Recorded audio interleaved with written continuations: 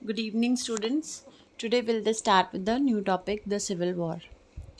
Last के videos हमने देखा था कि बोल्शेविक का जो पावर था वो काफ़ी ज़्यादा बढ़ गया था और लोग उसके सपोर्ट में आ गए थे क्योंकि प्रोविजनल गवर्नमेंट जो थी वो कहीं ना कहीं क्या हो गई थी, सरेंडर्ड हो गई थी। तो लोग जो हैं वो बोल्शेविक के आने से बहुत सारे चेंजेस भी हुए थे। बैंक्स नेशनलाइज्ड हुआ था, सब कुछ हुआ था। पर फिर कुछ ऐसी चीज़ें थी जो कि बोल्शेविक जो था वो काफ़ी अच्छे से नहीं कर पा रहा था, तो चीज़ें कुछ ख़राब हो गई थी और उसी कोर्स ऑफ वाइल में एक सिविल वॉर हो जाता है बोल्शेविक्स और नॉन बोल्शेविक्स के बीच में। तो इस वीडियो में हम लोग वही टॉपिक कवर करेंगे जो है कि civil war. When the Bolsheviks ordered land distribution, the Russian army began to break up। क्योंकि पहला एक डिमांड था, लास्ट वीडियोस में हमने पढ़ा था कि जो लैंड है वो रीडिस्ट्रीब्यूट होगी, जो नोबिलिटी की लैंड है वो पीजेंट्स को दे दी जाएगी। तो जैसे ही बोल्शेविक ने ऑर्डर किया कि लैंड का रीडिस्ट्रीब्यूशन होगा, तो जो रशियन आर्मी है वो कहीं ना कहीं क्या होने लगी, टूटने लग गई। क्योंकि सोल्जर्स जो कि बेसिकली पीजेंट्स थे उसमें, वो सब अपने घर जाना चाहते थे क्योंकि उनको था कि अब लैंड रीडिस्ट्रीब्यूट हो रही है, अगर हम वॉर पे रहेंगे तो हमारी फैमिली को हो सकता है ज़मीनें ना मिलें। तो अब वो क्या है, वॉर नहीं लड़ना चाहते हैं, वो वापस अपने घर जाना चाहते हैं और वो ज़मीनें जब रीडिस्ट्रीब्यूट होंगी तो उसका पार्टिसिपेट मतलब उसमें रहना चाहते हैं ताकि उनकी फैमिलीज़ को भी ज़मीनें मिल पाएँ, इसलिए वो वहाँ से निकल जाते हैं। कोई भी वॉर में लड़ना नहीं चाहता है। Non-Bolshevik socialists, liberals and supporters of autocracy condemned the Bolshevik uprising। तो एक तरफ बॉल्शेविक है और बॉल्शेविक की एक्टिविटीज़ को जो पसंद नहीं कर रहे हैं, दूसरी तरफ जो हैं वो हैं नॉन बॉल्शेविक, सोशलिस्ट, लिबरल्स क्योंकि हमेशा चेंजेस चाहते हैं। तो अभी बॉल्शेविक की जो एक्टिविटीज़ है वो पसंद नहीं की जा रही हैं, तो वो उनके अगेंस्ट में आ गए हैं। तो वो भी किसका सपोर्ट कर रहे हैं, नॉन बॉल्शेविक्स का। बाकी जो किंग के पुराने कंजर्वेटिव्स हैं वो आ गए सपोर्टर्स ऑफ ऑटोक्रेसी में। ये सारे एक साथ मिलके अपने ट्रूप्स को ऑर्गेनाइज करते हैं ताकि ये बॉल्शेविक के एक्शंस को क्या कर सके, कंडेम कर सके, उनके एक्शंस को कहीं ना कहीं क्या कर सके, डिस्करेज कर सके, क्योंकि ये बॉल्शेविक्स के अगेंस्ट में थे। तो यहाँ पे red versus green and whites हो गया था। रेड जो है वो बॉल्शेविक्स के लिए था, ग्रीन जो है वो सोशलिस्ट के लिए था और वाइट जो था वो प्रो सारिस्ट के लिए था, जो कि किंग के सपोर्ट में जितने भी लोग थे उनको हम लोग वाइट्स में रखते हैं। तो यहाँ पे एक तरफ रेड्स था और एक तरफ ग्रीन और वाइट्स थे। तो रेड जो है वो बॉल्शेविक के लिए स्टैंड करता है, ग्रीन जो है वो सोशलिस्ट के लिए स्टैंड करता है और वाइट जो है वो प्रो सारिस्ट, जो राजा के साथ अभी भी सपोर्ट में है, उन लोगों के लिए है। Their leaders moved to South Russia and organized troops to fight the Bolsheviks। तो ये जो जितने भी इन्होंने अपने ऑर्गेनाइज की हैं ट्रूप्स को, ये लोग साउथ रशिया की तरफ मूव करते हैं और ये अपनी ट्रूप्स ऑर्गेनाइज करते हैं ताकि बोल्शेविक्स के अगेंस्ट में क्या कर सकें, रिवोल्ट कर सकें। During 1918 and 1919, the Greens, Socialist Revolutionaries and Whites, pro-Tsarist, controlled most of the Russian Empire। क्योंकि हमने देखा था बॉल्शेविक्स जो थे उनका जो अभी कंट्रोल था वो सिर्फ सेंट पीटर्सबर्ग जो पेट्रोग्रेड वाला एरिया था और मॉस्को वाला, सिर्फ वहीं तक था।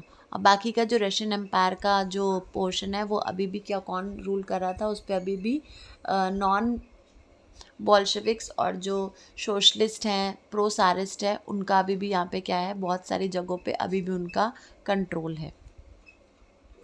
They were backed by French, American, British and Japanese troops, all those forces who were worried at the growth of the socialism in Russia। तो इनको हेल्प करने के लिए कौन कौन आ गया, फ्रेंच आ गए, अमेरिकन आ गए, ब्रिटिश आ गए, जापानीज़ ट्रूप्स आ गए। कोई भी डायरेक्टली मदद नहीं करेगा क्योंकि ये सिविल वॉर है। सिविल वॉर क्योंकि विद इन द स्टेट ही होता है, तो यहाँ पे कोई एक्सटर्नल पावर आके हेल्प नहीं करेगी, लेकिन हाँ रिसोर्सेज के थ्रू, मनी के थ्रू ये लोग क्या कर रहे हैं, उनको हेल्प कर रहे हैं। As these troops and the Bolsheviks fought a civil war, looting, banditry and famine became common। तो दो पार्टीज़ में सिविल वॉर हो गया है, एक तरफ रेड्स हैं और एक तरफ ग्रीन और वाइट्स हैं।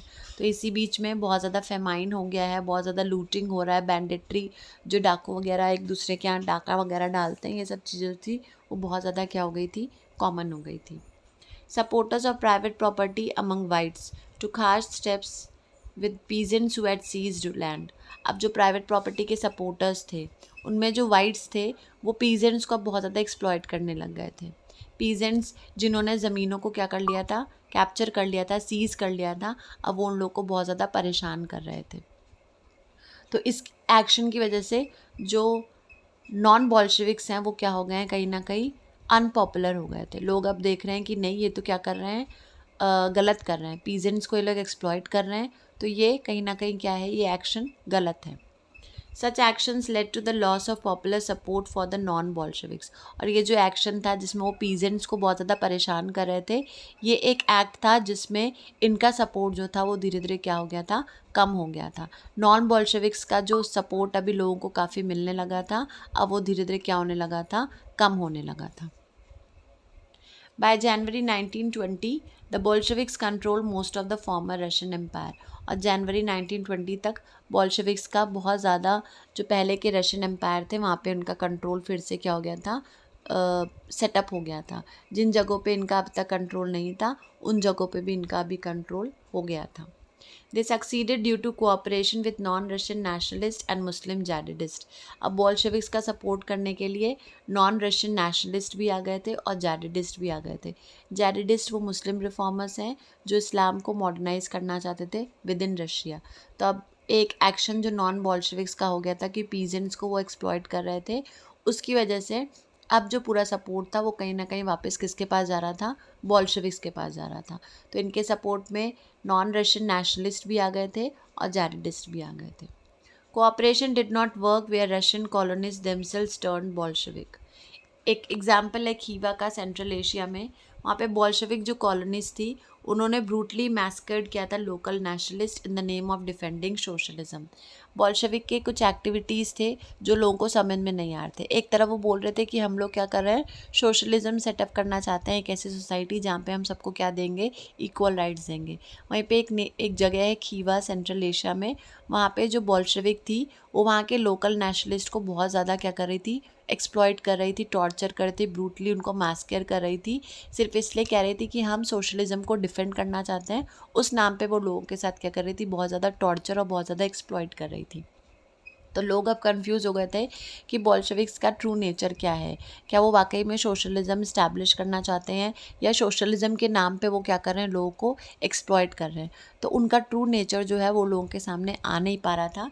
इसी वजह से लोग बहुत ज़्यादा कंफ्यूज थे कि एग्जैक्टली बॉल्शेविक्स का ट्रू नेचर क्या है और वो क्या रिप्रेजेंट करना चाहते हैं।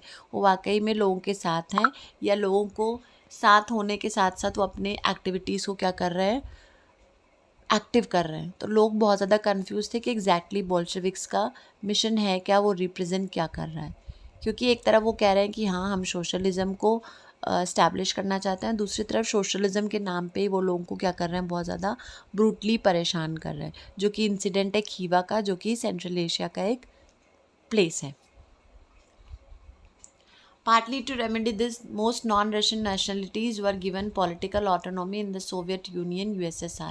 अभी बाद में जब रशिया अपना एक सोवियत बनाएगा USSR, तो क्योंकि उसने ये गलती कर दी है तो उसके रेमेडी में उसके एक मतलब एक कंपनसेशन के फॉर्म में नॉन रशियन नेशनैलिटीज़ को पॉलिटिकल ऑटोनॉमी देता है।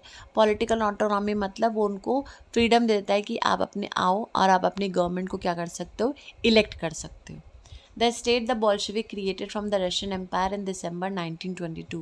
USSR का इस्टेब्लिशमेंट कौन करता है, बॉल्शेविक्स करते हैं और रशियन एम्पायर से ही करते हैं। और जिस टाइम पीरियड में USSR का क्रिएशन उन्होंने किया है वो टाइम पीरियड है दिसंबर 1922 में। तो जब USSR का क्रिएशन हो जाएगा वहाँ पे उन्होंने क्या किया, इन चीज़ों को कवर अप करने के लिए, अपनी गलती को कवर अप करने के लिए, अपनी तरफ लोगों को अट्रैक्ट करने के लिए उन्होंने क्या किया था, कंपनसेट के फॉर्म में लोगों को पॉलिटिकल ऑटोनॉमी दे दी थी कि ठीक है आप लोग आइए और आप अपने लीडर्स को खुद से इलेक्ट कर सकते हैं।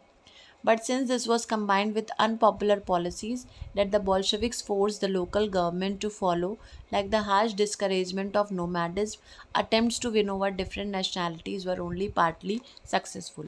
एक तरफ जो था बॉल्शेविक्स जो थी वो लोगों को जीतना चाह रही थी, लेकिन उसी दूसरी तरफ उनकी कुछ ऐसी पॉलिसीज़ थी जो कि बहुत हार्श थी। लोगों पे क्या हो रही थी, ऐसे लग रहा था कि ज़बरदस्ती वो लोगों पे थोप रही है अपनी पॉलिसीज़। जैसे डिस्करेजमेंट ऑफ नोमैडिज्म। नोमैडिज्म में क्या होता है, एक लाइफस्टाइल होता है जो नोमैड्स फॉलो करते हैं। नोमैड्स वो होते हैं जो एक जगह से दूसरी जगह पे क्या करते हैं, मूव ऑन करते रहते हैं in search of livelihood and shelter, food अलग अलग तरीके से वो एक जगह से दूसरी जगह पे क्या होने लगते हैं, मूव करने लगते हैं। और वो जो लाइफस्टाइल फॉलो करते हैं उसको नोमैडिज्म बोलते हैं। तो अब ये लोग क्या कर रहे थे, ये इसको डिस्करेज कर रहे थे, बोल रहे थे कि नहीं, लोगों को ऐसे फ्रीडम नहीं मिलेगी कि वो कहीं भी मूव करने लगे। तो कुछ ऐसी पॉलिसीज़ हैं जिनके ऐसे बोल्शेविक्स जो थे वो अभी भी पूरी तरह से सक्सेसफुल नहीं हुए थे। कुछ कुछ चीज़ों में वो लोग सक्सेसफुल हो गए थे। एज अ होल अगर देखा जाए तो बोल्शेविक जो थी अभी पूरी तरह से सक्सेसफुल नहीं हो पाए थे। तो इस वीडियो में हमने देखा कि कैसे सिविल वॉर हुआ था रेड्स और ग्रीन्स और वाइट्स के बीच में। उसमें किसी तरह से जो बोल्शेविक्स थे उनका पावर फिर से, उनके पास सपोर्ट फिर से आ गया था, क्योंकि जो नॉन बोल्शेविक्स थे उन्होंने पीजेंट्स को थोड़ा सा क्या कर दिया था, एक्सप्लॉइट कर दिया था। क्योंकि रीडिस्ट्रीब्यूशन जब हो गई थी तो वो उनको क्या कर रहे थे, टॉर्चर कर रहे थे, एक्सप्लॉइट कर रहे थे, जिसकी वजह से उनके इस एक्शन से उनका सपोर्ट जो था वो नॉन बोल्शेविक्स की तरफ से लोगों का हट गया था। वापस जो सपोर्ट था वो बोल्शेविक्स के पास चला गया था। लेकिन बोल्शेविक्स भी थे, उनका जो ट्रू नेचर था वो लोगों के सामने आ नहीं पा रहा था, क्योंकि एग्जैक्टली बोल्शेविक्स चाहते क्या हैं ये सामने नहीं आ पा रहा था। एक तरफ वो कह रहे हैं कि सोशलिज्म इस्टेब्लिश करना है, और दूसरी जगह सोशलिज्म को डिफेंड करने के नाम पे वो लोगों को क्या कर रहे थे, बहुत ज़्यादा ब्रूटली टॉर्चर कर रहे थे, मैस्कर कर रहे थे। तो ये सारी चीज़ें हैं जिसमें बोल्शेविक्स का एग्जैक्ट नेचर लोगों के बीच में समझ में नहीं आ रहा था। और बहुत सारी ऐसी पॉलिसीज़ थी जो लोगों को कंफ्यूज कर रही थी, और इसलिए इनका जो मिशन था वो पूरी तरह से भी सक्सेसफुल नहीं हो पाया था। आगे हम लोग देखेंगे कि हाँ, making of a socialist economy, और उसके बाद global influence of USSR. USSR का क्रिएशन डेट याद रखिएगा, दिसंबर 1922। और ये जो क्रिएशन था ये रशिया से ही किया गया था, और क्रिएशन करने वाले कौन थे, बोल्शेविक्स थे। और वही यूएसएसआर में उन्होंने लोकल नेशनैलिटीज़ को पॉलिटिकल ऑटोनॉमी दे दी थी।